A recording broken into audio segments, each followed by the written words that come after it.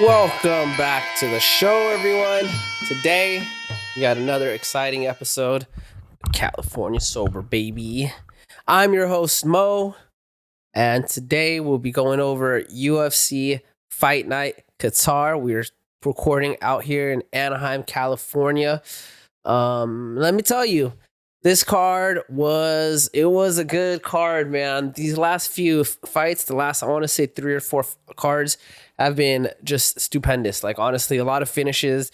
I feel like at least within the last 3 cards, we've seen more finishes than decisions.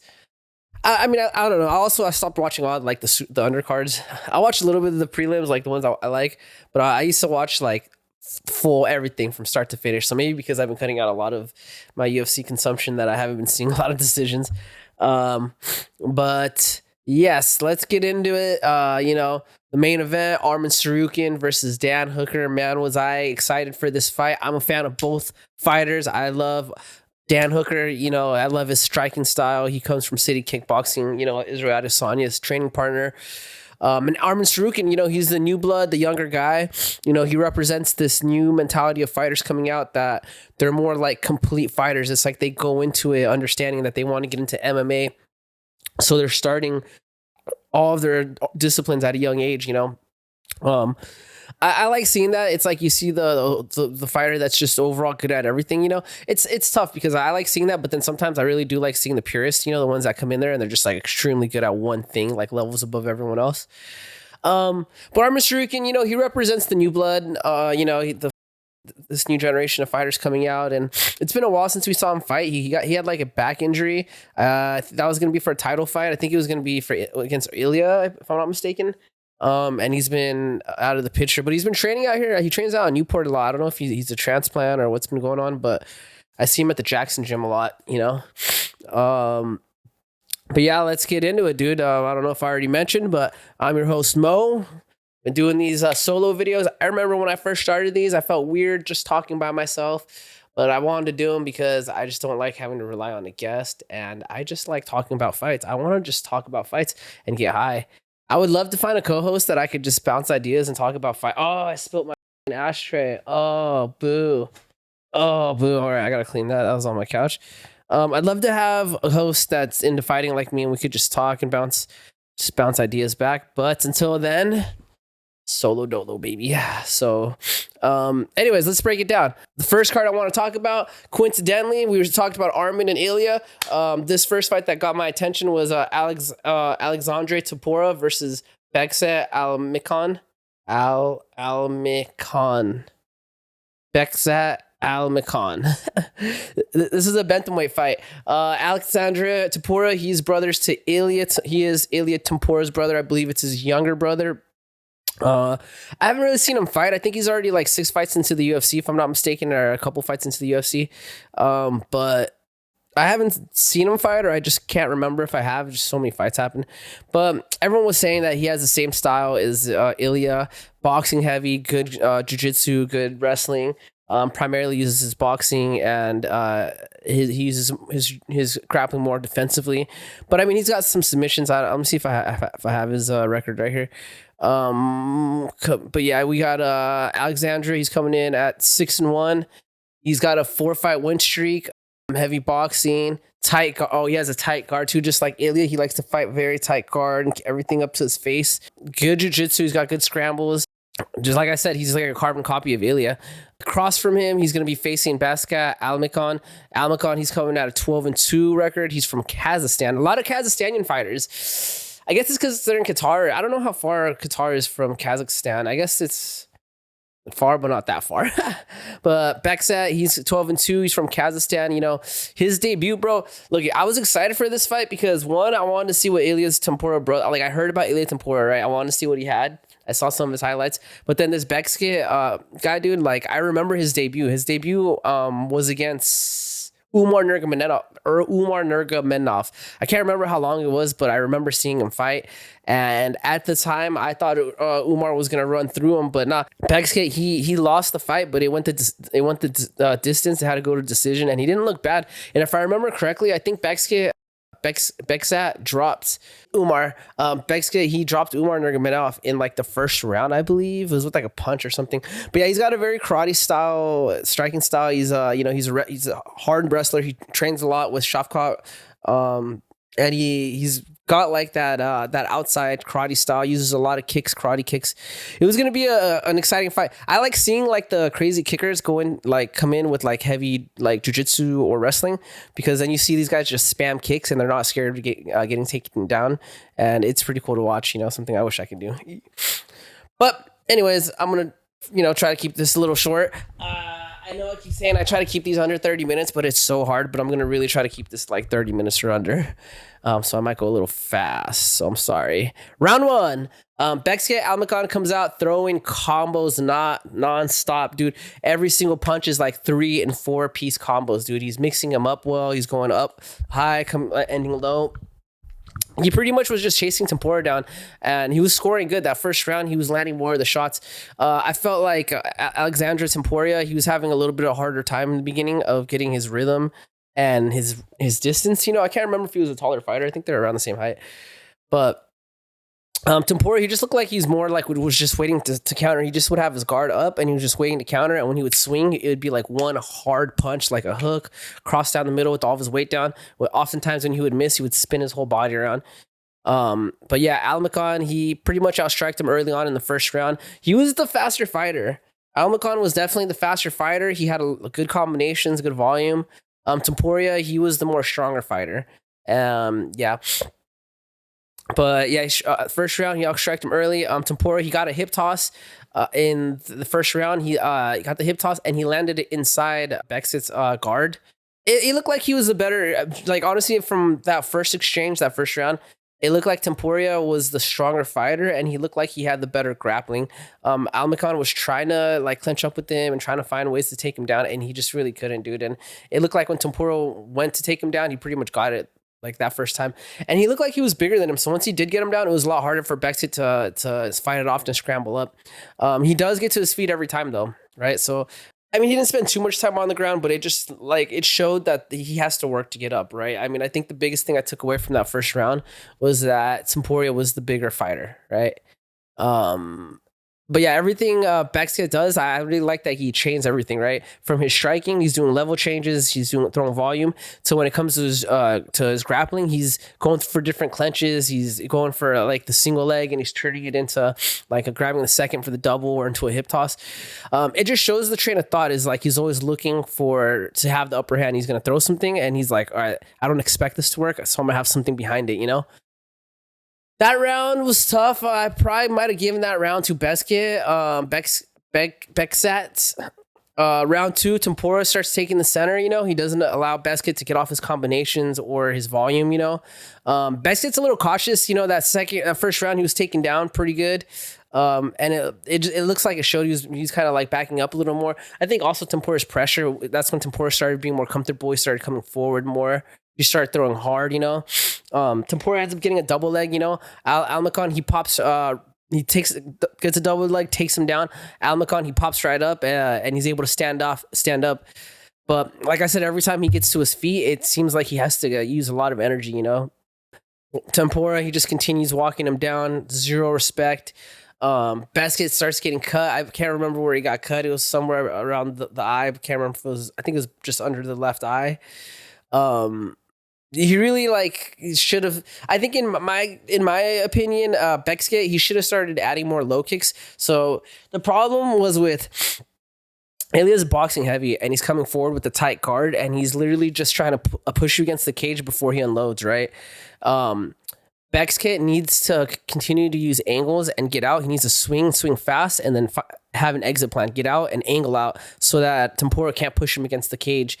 I think if he would have done his combinations, ended with the low kick, and then try to angle out, I think it would have been beautiful, because like Topuria would have been either marching forward or trying to catch him on the counter, and I think it would have landed clean on his legs, so long as he's able to keep his hands up or move his head away from the counter.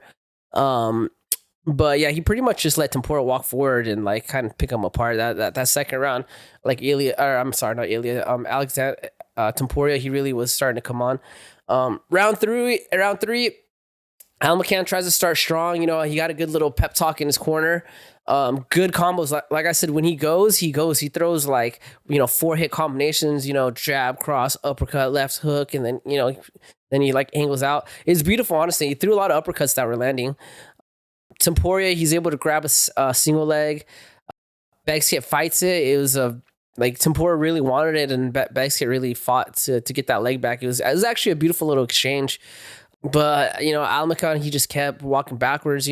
That's the thing. Anytime they would get into these exchanges, Topuria would march forward, and Gaziev would keep just walking backwards. At first, he was using good angles, and then towards the end of the second, towards the third round, he starts just going backwards. He gets dropped with the cross. He gets dropped with Topuria's cross. He gets up and Topuria hits him again. He doesn't fall to his knees the second time, but you could tell it hit him good, and he's backing up. He was kind of scared, man. Honestly, he had white in his eyes, Topuria, he's just hunting. He's marching forward and hunting. Towards the very end of the third round, Almakhan, he kind of musters up some courage. He lands left knee. And I think he throws like a left uppercut. He lands a left knee, and then he followed by some like an uppercut and some inside combinations. It was actually really good, and he got a reaction out of Topuria, but it was too late. It was at the end of the round, The winner is Alexandria Topuria.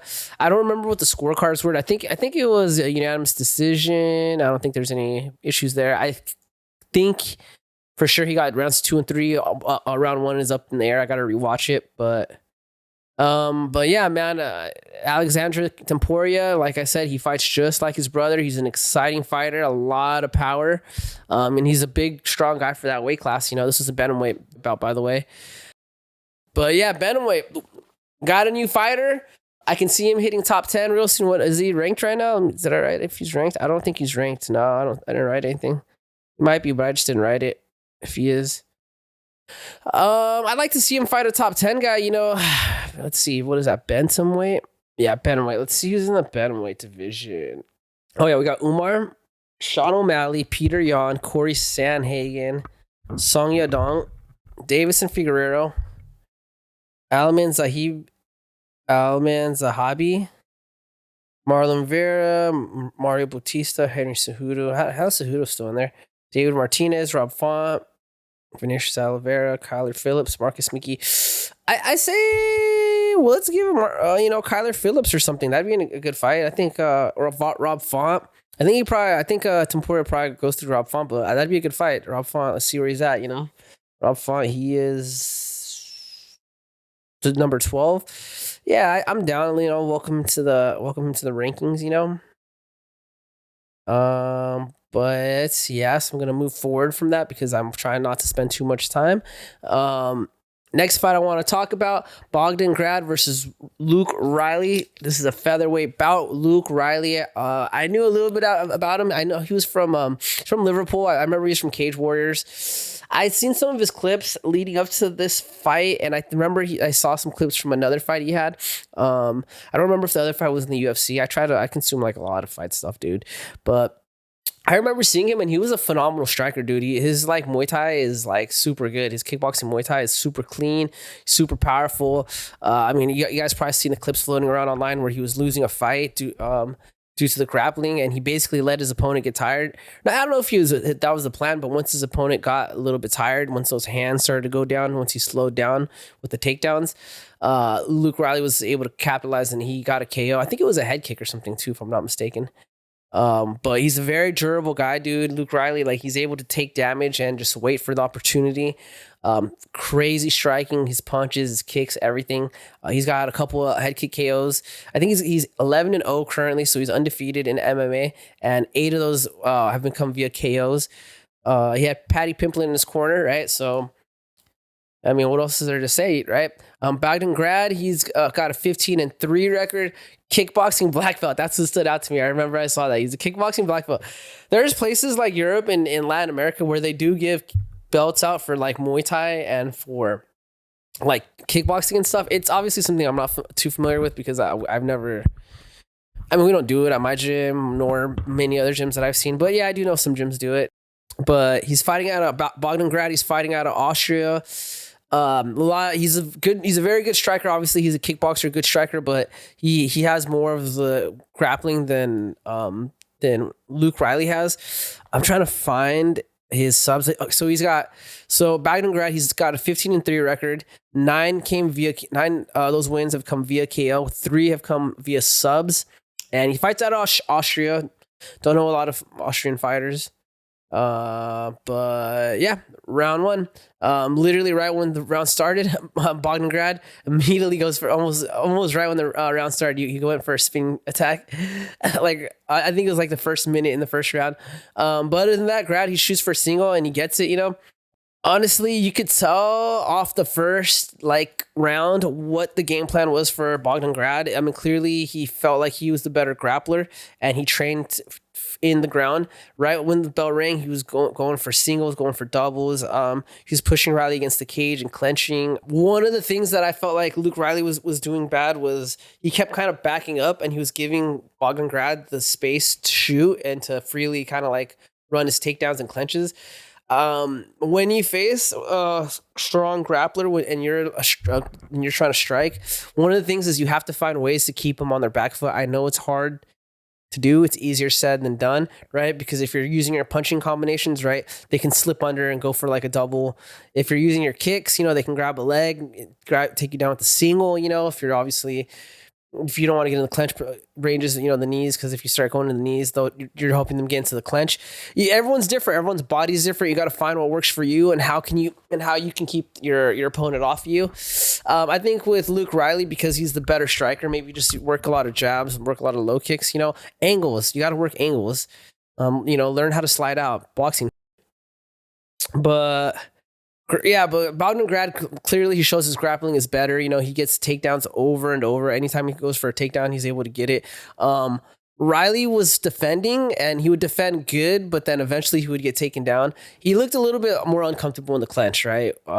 Which I think he does do Muay Thai, so he should have some familiarity with the clench, but it's a different thing. It's MMA, right? Pretty much the end of the first round, Grad, he ends it on top, throwing hammer fists and elbows. That's kind of how I remember round 1 going. I remember thinking to myself, Riley really needs to work his takedown defense for this next round. Otherwise, it's going to be a long night for him, Round 2, right when the round starts, Luke Riley drops Grad, literally within the first minute. It was just, he threw a huge left hook, right? I think there's an exchange, and he slid out, and then I think Grad, he threw a left hook or something. Luke Riley kind of slid back and brought his left hook with him as he was sliding out, kind of followed him. Drops Grad, gets on top, lands a couple TKOs, some hammer fists. Fight is over. What a crazy comeback. Honestly, I was blown away. I was just wow. He went from me thinking this is going to be a rough night to damn, my guy just got a dub. Secured the win. Luke Riley, I'm excited to see him. He comes from Patty Pimplett's camp. I don't know why I expected him to just be better with the grappling for some reason. I guess because of Patty, but just because you have one guy that's good at one thing, that doesn't mean that whole gym focuses on that one thing. But it's good to see Patty there. He was in his corner, and I noticed when Patty's teammates fight, he's literally always there, dude. He's a supportive teammate. I really like that about him. Winner Luke Riley via TKO. Pay attention to this guy. He is now 12-0 in the UFC with 9 KOs in his MMA career. Exciting fighter to watch. I welcome it. Maybe, who knows, Alex Pereira type stuff. I don't know. Speaking of Alex Pereira, the next fight I want to talk about, Alex Perez versus Asa Almabayev. Alex Perez, he's coming in ranked at number 7. Almabayev, he's ranked number 8. This is a flyweight bout.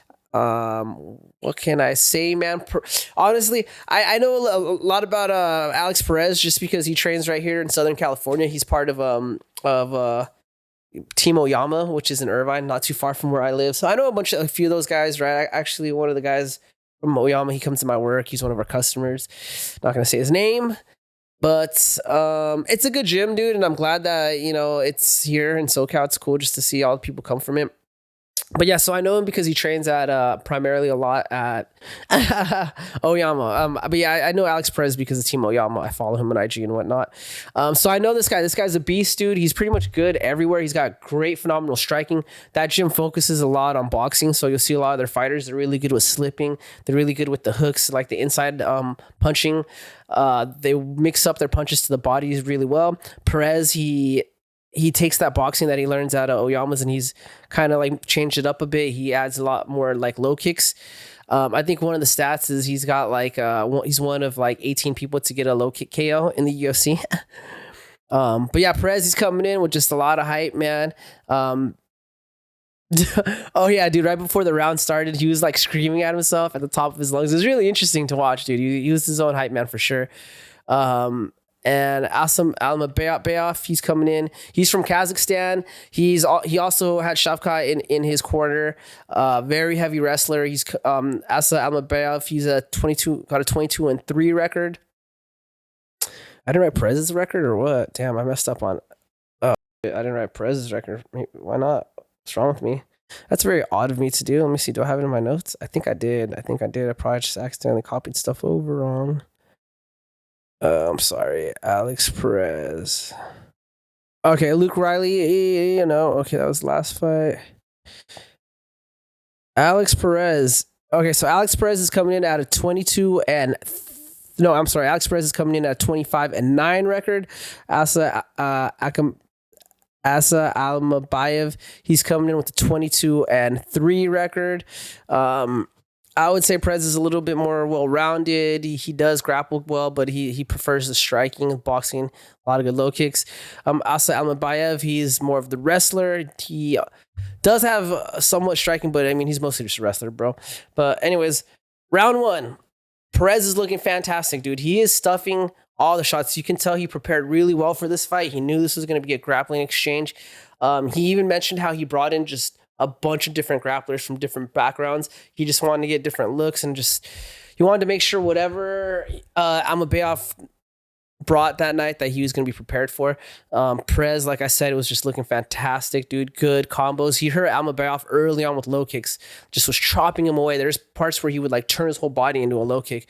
Really messed him up. Almabayev, he really couldn't get a rhythm in that first round. And anytime he would like I said, anytime he tried something, it just looked like Perez was just one step ahead of him. He was able to react quickly. He was able to flow really well. He just looked like he was in a flow state, and the other thing too is Perez had Almabayev backing up like right from the jump, took the center, pushed him against the cage, and Almabayev really couldn't get off like his singles or double legs or none of that, just because he was constantly moving backwards, right? He had to move away from the cage. He was kind of like worried about getting caught and getting punched in the face or kicked in the leg. I don't even think he got one takedown. I think Almabayev, I can't remember. I gotta look at the stats, but every takedown he attempted, he got stuffed. He might have got Perez down once or twice, but Perez got back up to his feet quickly. It just didn't look like it was going to be a good fight for Almabayev. Round two, Perez is dominating. He's throwing uppercuts, throwing knees, throwing takedowns. He took Asa Almabayev down. Like, honestly, I did not expect that. I knew he trained grappling and wrestling, but I did not know he would come in with this type of confidence. Almabayev, he finally lands a nasty spinning back kick to the ribs of Perez. I don't know why I wrote finally in my notes, but he throws a spinning back kick to Perez's to Perez's like liver. I believe it's your liver right in the back. And the way he caught him was clean. Like, Perez was coming forward. He saw Almabayev like turn, and he kind of like put his hands in for, I think, maybe like a kick or some body kick or something, and he just left a tiny opening in the middle, and that's, Almabayev just landed right down the middle. It got Perez to just take him down. He did like, I think it really hurt him, and he did like instantly just was like, all right, take him down. So he went to take him down. Perez, like, he went to take him down. There was a scramble. Perez literally was every position that they were in on the ground. Perez was just like dominating, right? Like, it didn't matter which way Almabayev would try to spin, do side control, whatever. Perez just had an answer for everything. I think at the very end of round two, Almabayev, he does get a sweep in at the end, doesn't really get to do much. Round three, I got Perez up 2 rounds. Almabayev really needs to secure a finish. Out of nowhere, dude, Almabayev, he lands a spinning back kick to Perez's head. Perez kind of blocks it, but it kind of grazes him, and it really kind of, like, I think it really kind of hurt him, and he kind of backs up a little bit. The second he backs up, Almabayev jumps to a standing guillotine. He gets a standing guillotine while Perez is still on his feet. Perez tries to push him off, can't push him off. He ends up tapping on his feet to a standing guillotine. What an incredible turnaround! What an incredible comeback! Honestly, there's a couple good comebacks in this event. This was probably one of the better. I think this is the best comeback. But the winner is Asa Almabayev via submission. That is the standing guillotine. Very impressive. I mean, I feel bad for my boy Perez, man. Perez really was looking good. He was looking dominant, but he slipped up. He didn't respect the power. Didn't respect the power, baby. You gotta respect the power. But, it happens. I think if these two were to go again, honestly, I think Perez will probably take him. I think the next time around, he'll be a lot more cautious. And I will smoke to that. I think I have like Keith and super good flower, dude. But yeah, I'll smoke to that. Alex Perez, if you're out there, hopefully you're interested in getting like an interview or something, I don't know what city he's in, but I know he trains in Irvine. But yep, winner Almabayev. This next fight this fight I was more excited about than any other card on this fight, even more than the main event. Just because to me, I was like, Arman Tsarukyan, I thought he was gonna walk Dan Hooker. It makes me sad because I like Dan Hooker, but I was like, Arman Tsarukyan's gonna dog walk him. Just the levels, right? But this fight, I was more excited for. This is a fight, Tiger Ulanbekov versus Kyoji Horiguchi. Kyoji is a freaking savage. People don't even know because Kyoji was in the UFC about 9 years ago is when he left the UFC. He was in the UFC in the flyweight division when the flyweight was like a new division, right? So people didn't really know about him. People didn't f- the smaller fighters. He really got no clout at all. It was kind of sad. And his personality is really nice. He's Japanese, he doesn't speak English. So I think he went unheard of. Really, this is a time of Demetrius Johnson. DJ was out there. He fought DJ. DJ was the only defeat he ever received in the UFC. He fights DJ for, I believe it was a championship or something. I can't remember exactly, but he fights DJ. He loses, and he ends up leaving the UFC. He basically says that he's not deserving to be in the UFC. He's not at that caliber. So he takes off. He goes to Bellator for a while, becomes their champion, right? And then I think... yeah, he becomes their champion. After he spent some time there, he then goes to Rizin in Japan, where he lives, right, his home country. He goes to Rizin and he becomes a double champ in Rizin in flyweight, and I don't remember the other weight class, strawweight or something. I don't know, bantamweight. I forgot, but he becomes double champ in Rizin, right? Obviously, people are going to sit there and they're going to say Bellator, Rizin, they're not at the same level as the UFC. And yeah, for the most part, they're right. The fighters in Rizin, the fighters in Bellator, they were of the same caliber as the UFC fighters, but that doesn't mean that every fighter was dog. You know what I mean? There was good fighters, especially if you're the champion, you're going to fight really good fighters. And you do see champions go from these other organizations and they come to UFC and they do good, Kyoji was a savage. He fought Kai Asagura, actually. I don't remember. I think he fought Kai Asagura. Did Kyoji Horiguchi fight Kai Asagura? Yes, Kyoji Horiguchi and Kai Asagura did fight. They actually faced off at Rizin 20 back in December 2019, and it was a pretty exciting bout. Horiguchi won that fight via decision. If you need more details, just let me know. Did they ever fight again? As of now, they haven't fought again since that first encounter in 2019. They both competed in different promotions and divisions since then, but no rematch has taken place so far. Thank you. If there's any update in the future, I can definitely let you know. Yeah, so he fought Kai Asagura. Kai Asagura is a savage. I know he came to the UFC and he hasn't done as good, but go watch his fights in Rizin. He slapped people. He broke people's faces. The fight he had with Kyoji was a freaking barn burner. It was so exciting, I was sad when Kyoji left just because I knew he is a complete fighter. I talked about Arman Tsarukyan. Kyoji is the Japanese version of Arman Tsarukyan. The only difference is Arman Tsarukyan, he's Christian. We have Christian values. We like money. You know how the Christians are. All right. He's not like the Dagestanis. Kyoji is Japanese. He's the when you think of a Japanese man, you think of Kyoji. He's lived by the sword, died by the sword. Doesn't need freaking all the riches in the world. He just wants to prove he is the best. So I was excited to see him back in the UFC. He just got back to the UFC. This was his, I don't know, is it his debut fight? I guess you would call it. I guess his re-debut fight against Tiger Ulanbekov. Ulanbekov is no slouch, you know.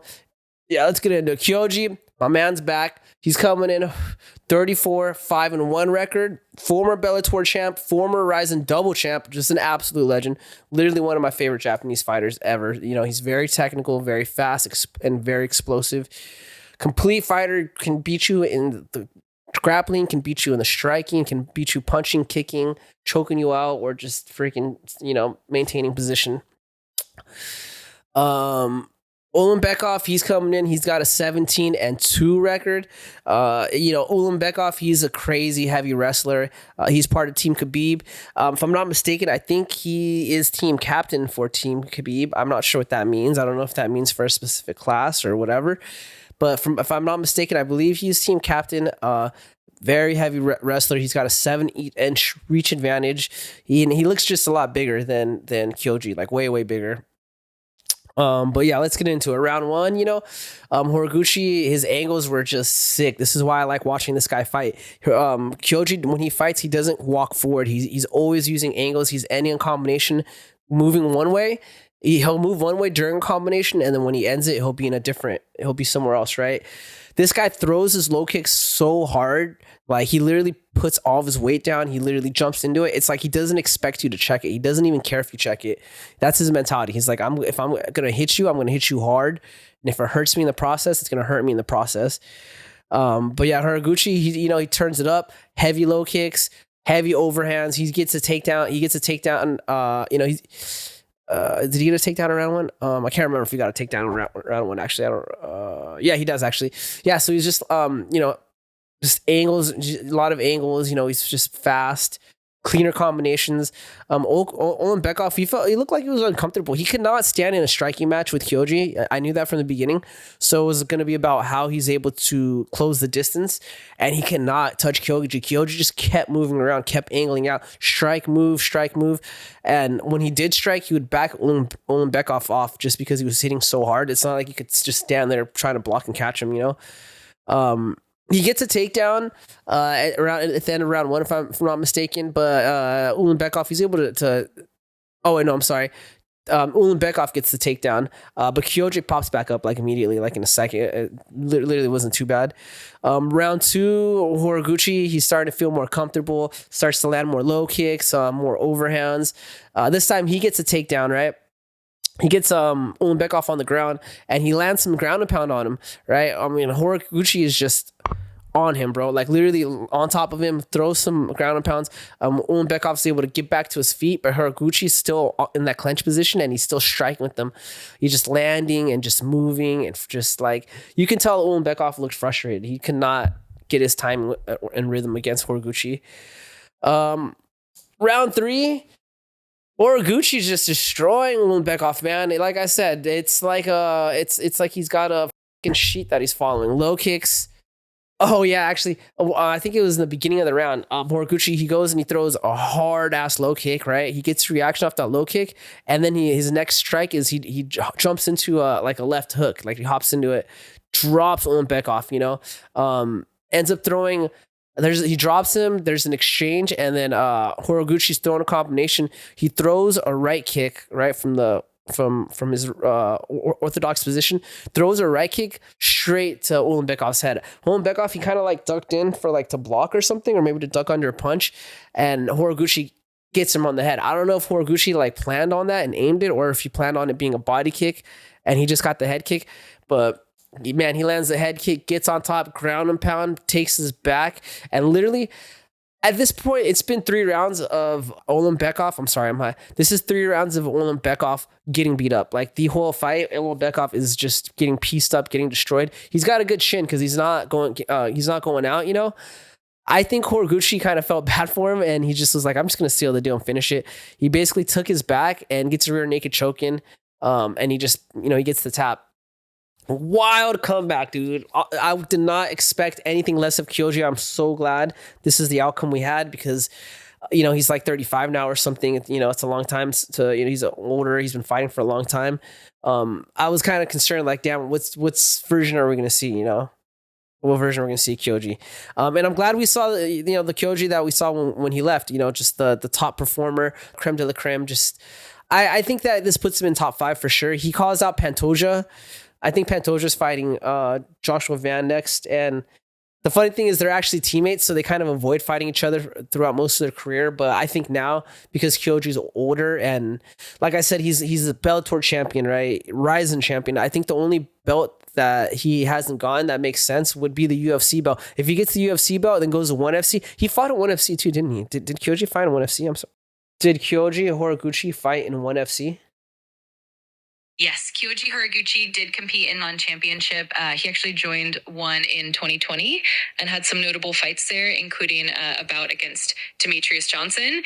He actually had a lot of success in ONE, and it was a pretty exciting chapter in his career. Yeah, they fought. I think he fought Demetrius Johnson again. I think he lost again too. If I'm not mistaken. Let me ask. Did he win against Demetrius Johnson? Yeah, you're right. Kyoji Horiguchi and Demetrius Johnson fought twice in ONE championship. Horiguchi actually won their first encounter in April 2021 by knockout, but then in their rematch later that year, Demetrius Johnson got the win by decision. It was definitely a thrilling matchup both times.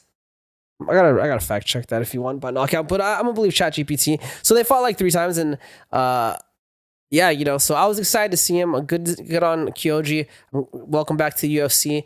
We'll see what happens after Joshua Van. It'd be kind of interesting if Van wins against Pantoja, and then he fights Kyoji. I think Kyoji deserves it. My man, he's a company man, right? I'd be interested to see that. I don't know how the fans feel about that, but anyways, moving on. Waldo Cortez Acosta, he is ranked number 6 versus Shamil Gaziev, ranked number 11. This is a heavyweight bout. Waldo Cortez Acosta, he's taking this fight on 2-day notice. They were talking about this in the UFC, but he flew in on a Friday. He was told on Wednesday. He flew in on a Friday. I think he's from like Dominican Republic, right? And this happened in Qatar. So he got the news, flew straight in as soon as he could, got in on a Friday, hit the right from the airport and went straight to the scale. Interesting, right?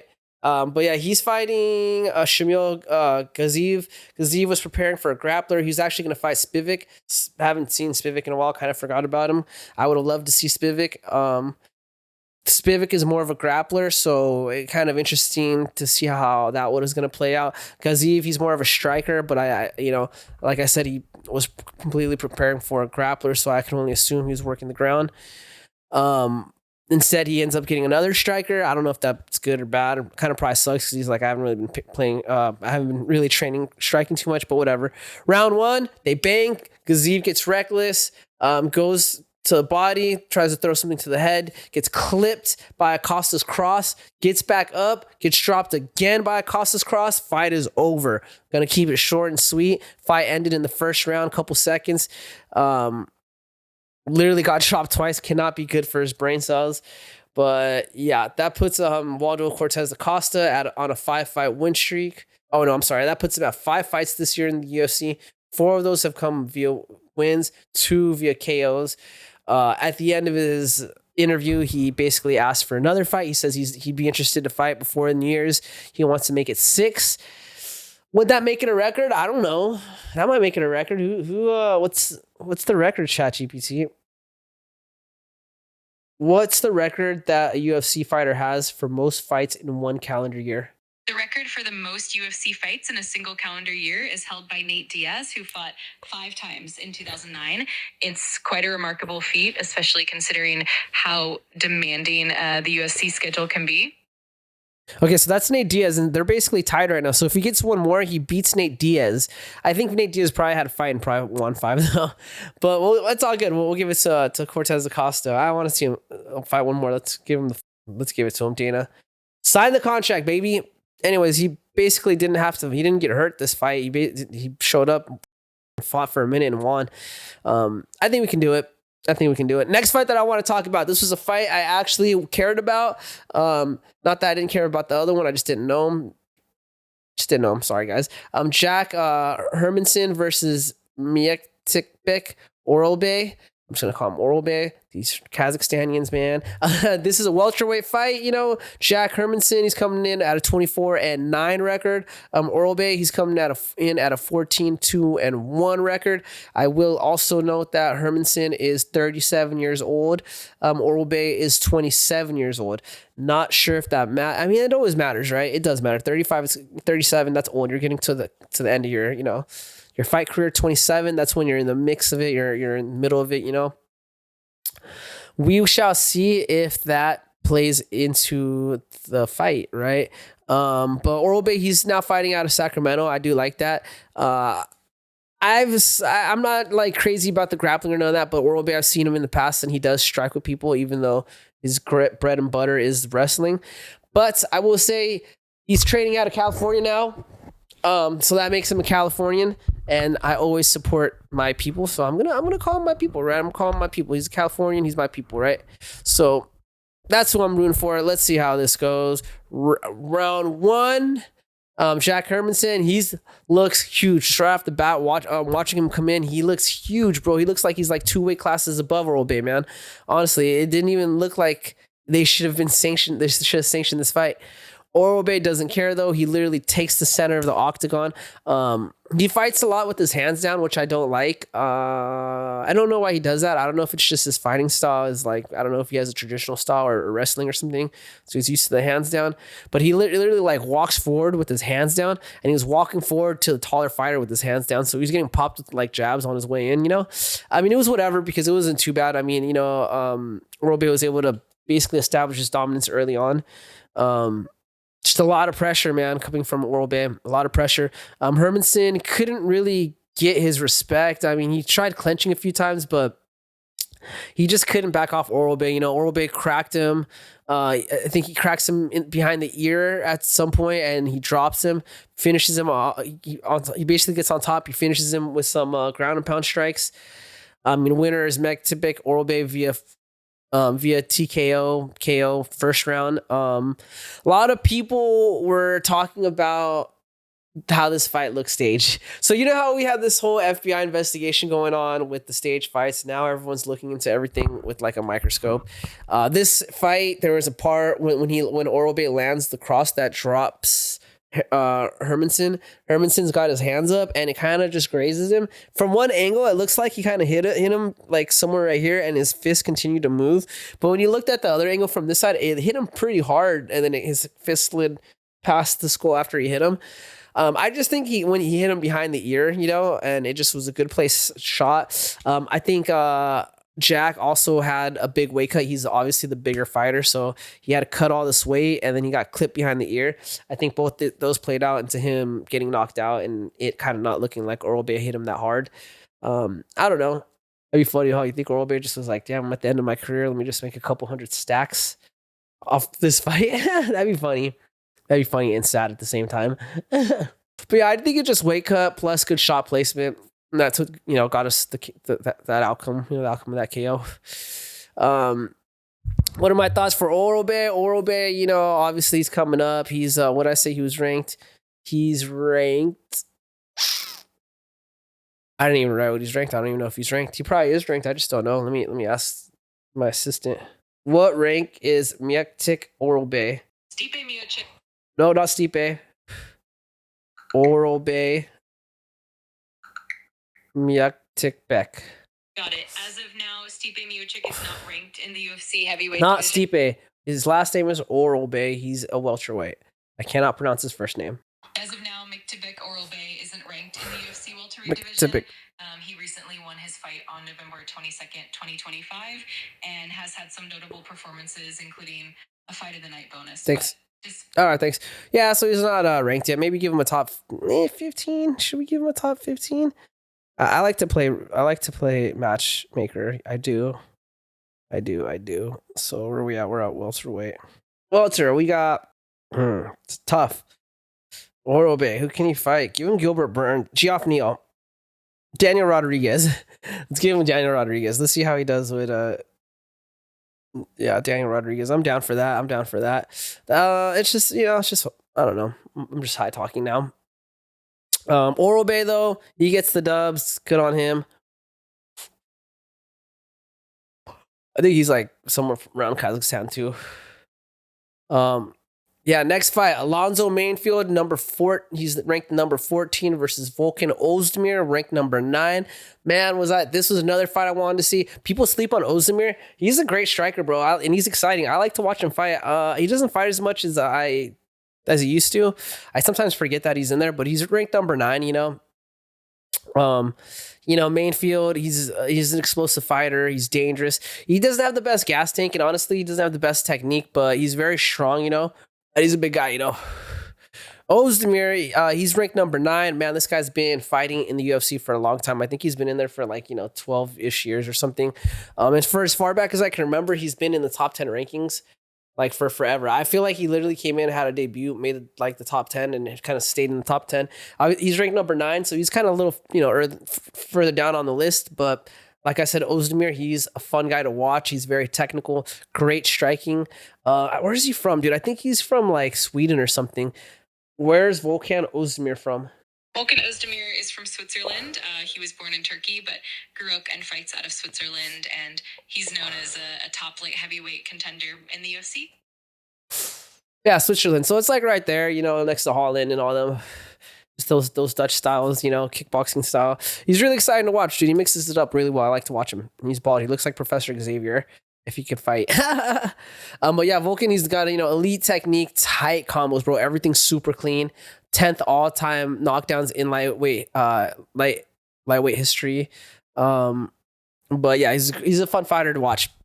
Round 1, Volkov, he takes to the center of the octagon. He just, like I said, he's mixing his strikes up well. He just beautiful striking.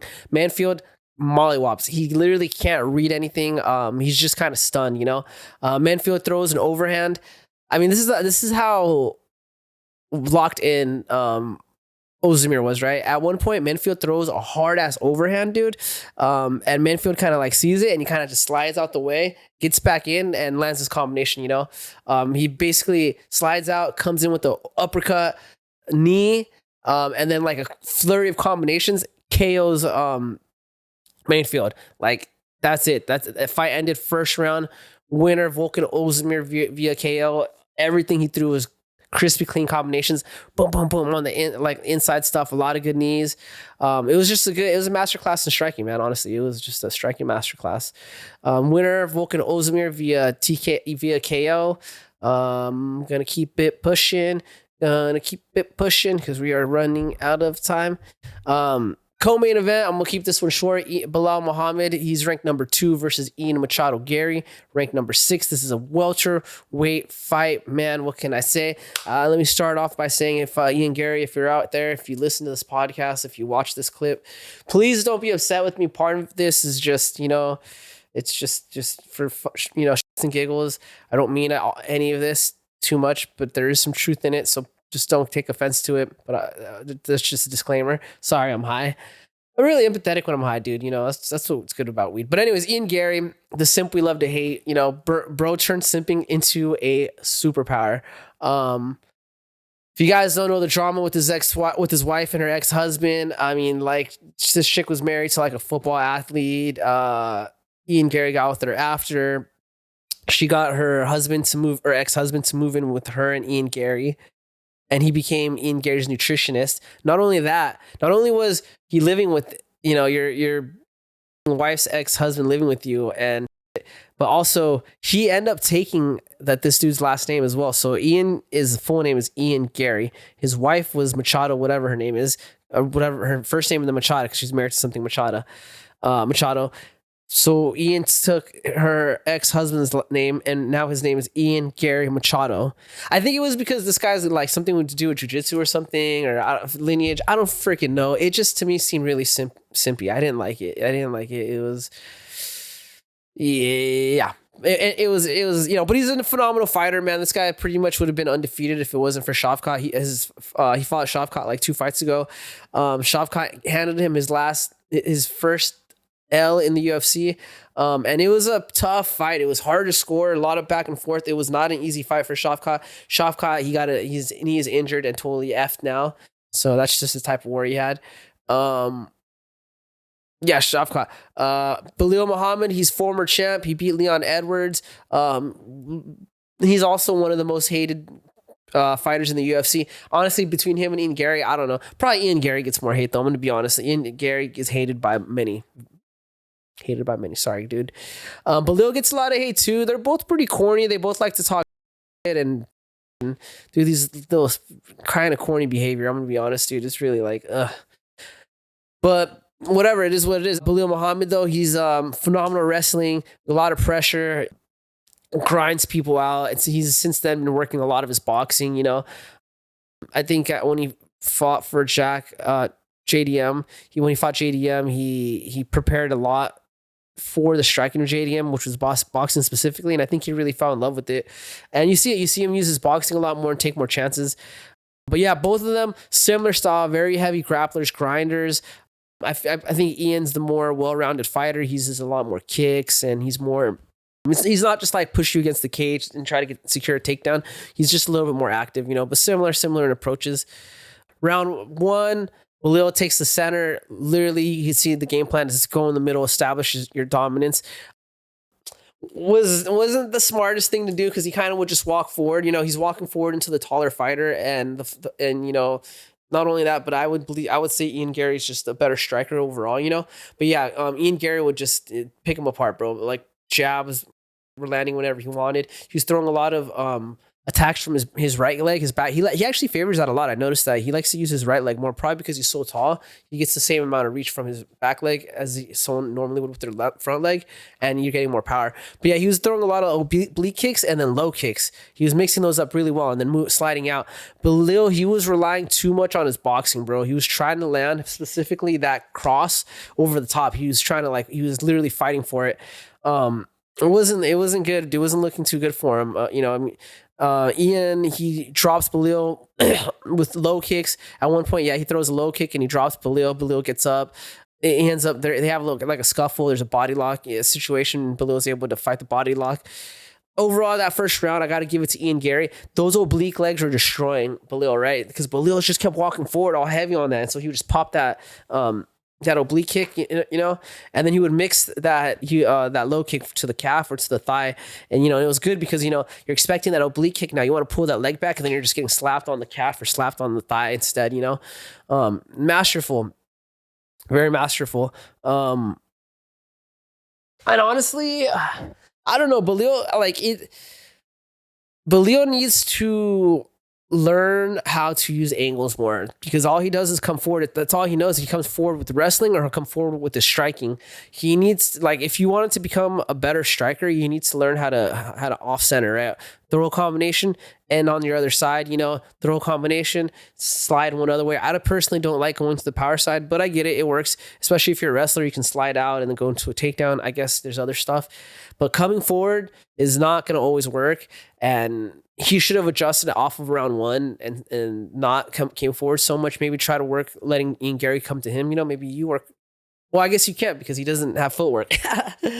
He did try to take Ian down a few times. Couldn't do it. Ian overall, Ian looked like he was the bigger guy too, honestly. It looked like a lot of these positions he was able to just muscle out. The striking, he was kind of able to stay safe just because he was so long, you know? So Belal couldn't catch him. And Ian Garry fights long, right? The way it's because he's so tall, he's able to fight. He keeps his hips back and then he keeps his feet planted forward, right? And the reason he does is because his hips out backwards like this. If Belal goes for a single or like a double, he's able to pop his hip back, pull his leg out. He's already got that counterweight going backwards, right? And then he keeps his legs planted though, because if he decides he wants to explode forward with a strike, whether it's like a teep, oblique kick, or a jab, he's kind of like leaning forward. And so he just has to shift that way from his hips backwards to him shifting his way forward. Maybe even just use his feet to pop forward. And then now you get good pop, right? So you're kind of like staying defensively back. And this normally wouldn't work, you know, for normal people, but because Ian Garry is so tall, you know, and long, he's able to be in both positions at the same time. It's really interesting. Yeah, Belal gets poked. Oh, by the way, I think Belal got poked in the eye in the first round, by the way. Forgot to mention that. But yeah, round 2, Belal, he lands a couple good punches. It's a competitive round, you know. It's not like Belal's like, it's not like Ian Garry's dog walking Belal, but he's winning. He's beating Belal, you know. But Belal's in it, and he's able to you know, stand with Ian Garry and push, give him some pressure, you know. But Ian Garry, dude, he literally just saw everything coming, bro. He had good eye, bro. Whenever Belal would charge forward, Ian Garry would do a good job at sliding out or countering with the oblique kick or low kick, you know, jab, you know. Belal just couldn't get anything off, you know, and Belal doesn't kick. That's the other thing. You got to learn how to kick. You're fighting the taller fighter. You got to use your long skills, jab, teep, left kick, you know, low kick, angles, you know. But I didn't see much of it.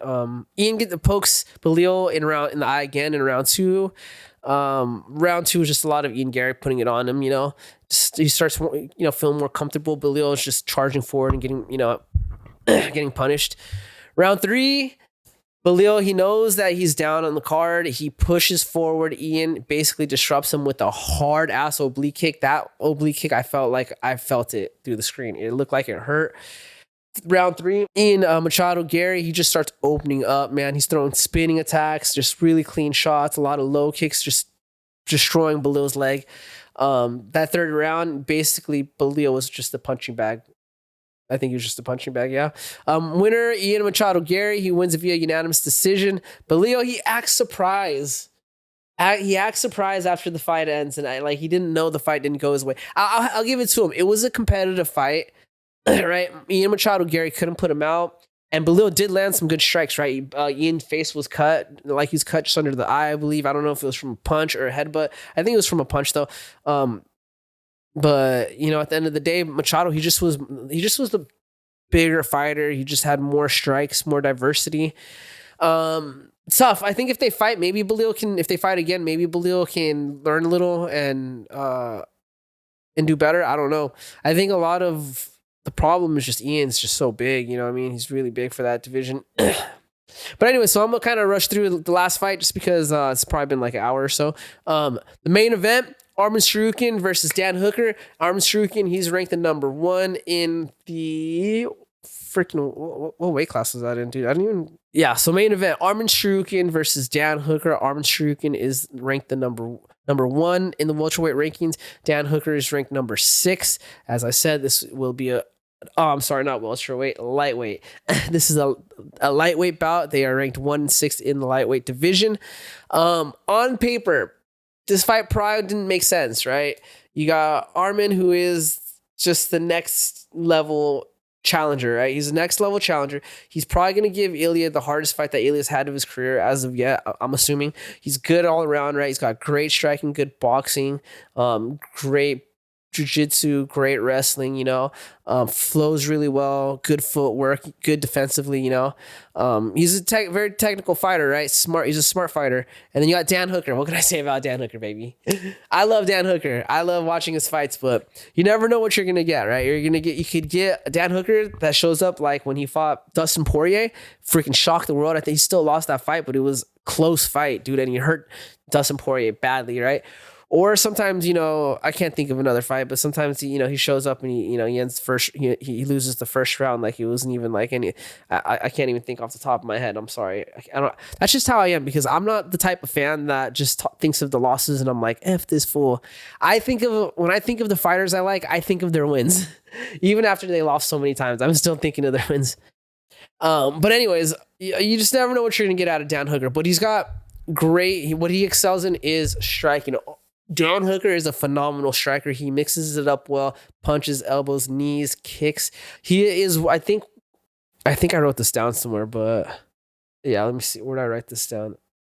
He is one of the few UFC fighters who have gotten KOs with every limb. He's gotten a punching KO, he's gotten an elbow KO, a knee KO, a kick KO. I remember I saw this somewhere. Where did I read it? Yeah, I don't know. But anyways, he's on Dan Hooker, he's on a 3-fight win streak. He has a KO with every limb, punches, kicks, elbows, knees. Very accomplished striker, dude. He's a phenomenal striker. He's got good takedown defense, right? I don't remember how many submissions he has. Did I write it down? I don't know if he has any submissions, but he does attack a lot, like the guillotine, and like he doesn't just accept positions from the bottom, you know. He's a fun fighter to watch. I like watching Dan Hooker fight. He's fun. He's exciting, right? But let's get into it.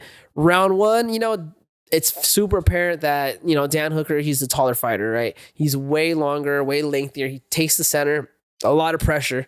He does not give any space to Arman Tsarukyan. He basically comes forward and he makes Arman fight at Dan Hooker's range. Arman's backing up. He's going against the fence. He's using angles.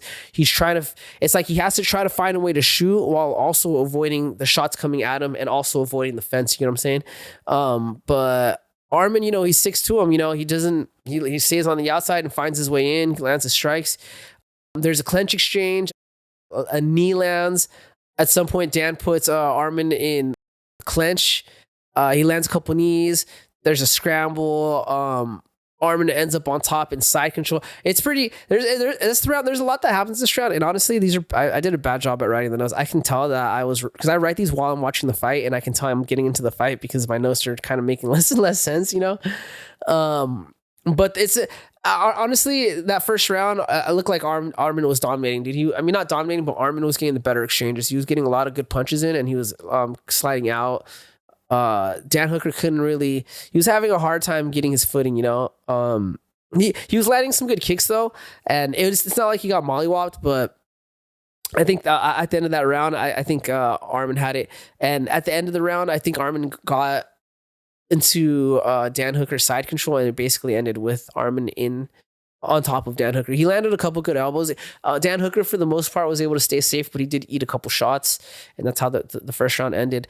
Round two, Dan comes out there. He tries a lot more kicks this time. He's kicking a lot, and it's working well. He's throwing a lot of left kicks, right kicks, teeps. He's just spamming kicks like Taekwondo style, but with the Muay Thai way, you know, with the shin and the hip. He was doing really good, and I could tell Arman was having a hard time figuring out how to get in because Dan's so tall, his legs are so tall. It's like you're getting kicked, and then it's like, how can you're trying to figure out how to close the gap and like off a kick, you know, against someone way taller than you. It's really hard, you know. But kicks, there's some teeps. Arman, he goes for a shoot. He basically, I think he gets a single leg. I think so. If I remember this correctly, I think Dan Hooker throws a kick, Arman grabs it, and he shoots in on it on a single. Dan grabs him into a guillotine, and he basically has a guillotine, and he's going to sink it in. He's got it sunk with his hand, and he's about to wrap his legs around it to sink in the guillotine. And as he's doing that, Arman Tsarukyan basically rotates and scrambles, and he basically spins with the guillotine before Dan can clasp his legs. He ends up on top of Dan in Dan Hooker's guard. It was spectacular. Honestly, I was like, damn, that is a crazy reversal right there. I think he did that like on two different occasions. There's another time, I think before that in round one, where he does something like that. I'll include it in the clip. But you know, Arman spins. He basically gets on top of, he has Dan, and he basically puts him in an arm triangle. And yeah, Dan Hooker ends up tapping, dude. He, you know, fights over, and you know, like, it was a bad fight for Dan. I'm kind of blowing through it just because I like Dan Hooker, and most of what I would say was going to make me sad. But the whole first round, Dan was getting pieced up by Arman Tsarukyan. Arman's boxing was just beautiful. Good combinations, good power. Ground and pounds were sharp. You know, once he gets you to the ground, it's like, he's not like these other Dagestanians that will just hold you down and try to get the position. It's like he wants the position, but he only wants a position so he can lean forward and strike. So he won't do anything until he has you where he wants to, and then he'll pop up and he'll start landing strikes until he feels he's trying to squirm around and move, then he'll stop. So the strikes he does land are usually pretty powerful strikes. But yeah, that puts Arman Tsarukyan on a 10-fight win streak. Who is the next logical fight for Arman? I know. I think the next logical fight for me personally, I say just give him Ilia Topuria, champ versus monster. Let's freaking go. What do you do with Dan Hooker? He was on a 3-fight win streak. I mean, what do you do with Dan Hooker, right? Let's just take a look at the rankings real quick. Let's make it fight St. Dennis. Dan Hooker versus St. Dennis, or Dan Hooker versus Gaziev. That would be interesting. Dan Hooker has he fought Michael Chandler? I can't believe Michael Chandler's still in the rankings, dude. That's crazy. Has Dan Hooker ever fought Michael Chandler? Yes, Michael Chandler's fought quite a few notable opponents in the UFC and before that in Bellator. In the UFC, he's faced fighters like Dan Hooker, Justin Gaethje, Charles Oliveira, and Dustin Poirier. If there's a specific fight, Michael Chandler versus Dan Hooker. that's a pretty exciting matchup. Michael Chandler and Dan Hooker both have a reputation for being aggressive strikers and having exciting fights. They actually fought in June 2021 at UFC 260, and Chandler won by knockout in the first round. If you want more details or want to dive into any specific aspect of that fight, just let me know. Well, let him get his get back, right? Let's have, we can do Hooker versus Chandler. Give Hooker the opportunity to get his get back, but that might not be good because Hooker's might like. Okay, I would say give Dan Hooker. We can do St. Denis, that might be a wash right there. He might not walk out of that. Fiziev would be a great fight for him. That'd be a good competitive fight. Or Dariush would be a great fight. Yeah, definitely. Shut up. I knew you were gonna talk. I saw you thinking. So yeah, that's what I'm thinking. I'm thinking Dan Hooker, Dariush versus Fiziev, or versus St. Denis. I would be down to see one of those. I think I'm kind of leaning more towards the Dariush or the who else? Brain fart. Or Fiziev. Fiziev would be a good one. He was supposed to fight Gaethje again, and he got injured, so I was kind of bummed on that. I don't know. A lot of knockouts, a lot of finishes. I mean, honestly, we saw more finishes than we had not finishes, than we had decisions, and I love to see that. I love to see that. Maybe it's because of the new gloves. Maybe Dana White is right. The new gloves are working. People just need to learn to stop sucking and poking each other in the eyes. Yeah. I'd be okay with that, I guess. But that's it. Breakdown of UFC Fight Night Qatar. At least the fights that I cared about. This was a good card. Finishes everywhere. Legends returning. Upsets. Crazy moments, man. Arman Tsarukyan just reminding the division who the real problem is. Thank you for your time. California Sober Podcast, baby. I am Mo. Let me know who you think should fight Dan Hooker. Who Dan Hooker should fight next. Like, comment, subscribe. Goodbye.